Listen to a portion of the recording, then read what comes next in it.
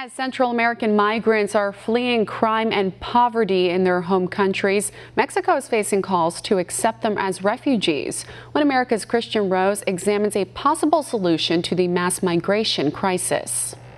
Waves of Central American migrants keep arriving at the U.S. southern border with an intent to seek asylum, specifically in the U.S. Several caravans have traveled some 2,500 miles through Mexico, and the impressive length and distance of their journey is raising the question of why Mexico wouldn't accept the migrants as refugees instead of helping them reach the U.S. And you know, the Mexican laws are very tough on immigration, extremely tough. And it started out with way over 1,000 people. I guess now it's down to about 100. Going all through Mexico. People don't realize what a big country Mexico is. The migrants hailing from Honduras, El Salvador and Nicaragua are fleeing rampant crime and poor economic conditions in their home countries. As One American News reported previously, criminal violence and poverty aren't sufficient grounds for asylum in the U.S., dealing with the victims of political, religious and societal repression. However, under the international refugee and asylum laws, the people fleeing Central America could receive help in the first stable country they reach on their way to safety. There is hardly a reason why Mexico couldn't be that country. The government of Mexico wants to have an open arms policy. All foreigners who are contributing something to Mexican society are welcome.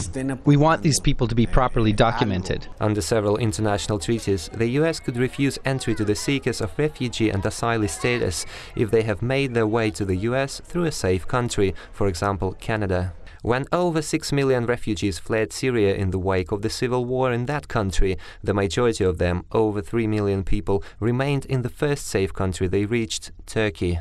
Culturally similar Lebanon and Jordan accommodated another 1.5 million Syrian refugees without any turmoil, whilst the arrival of just 600,000 Syrians in Germany sparked a severe migrant crisis all over Europe. In this context, accommodating Central American refugees in a culturally similar Mexico would appear to make perfect sense.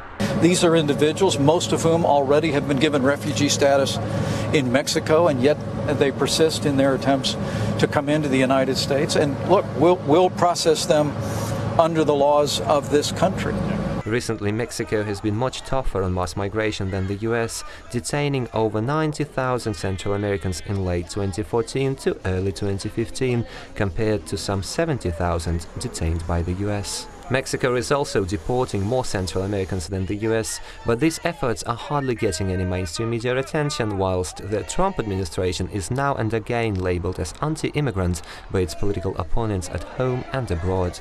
What the Southern program has done is re-victimize migrants, those that leave Central America, those brothers and sisters who are looking for better opportunities in life or who are feeling violent, have faced a security siege in Mexico and a control apparatus that criminalizes them and turns them into victims of migration policies.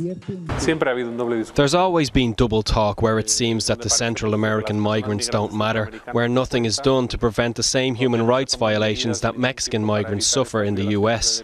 Whilst the vast majority of Central Americans' political asylum claims are deemed invalid, as US-funded think tank Freedom House lists their home countries as free or partly free, the migrants could find better economic conditions and safety in Mexico.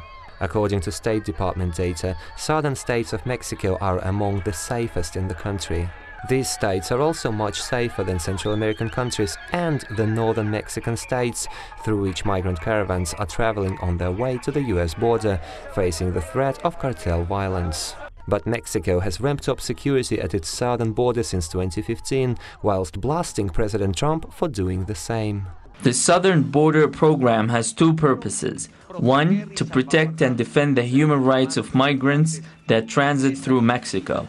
And two, to get to the international crossings in order so as to increase development and security in the region.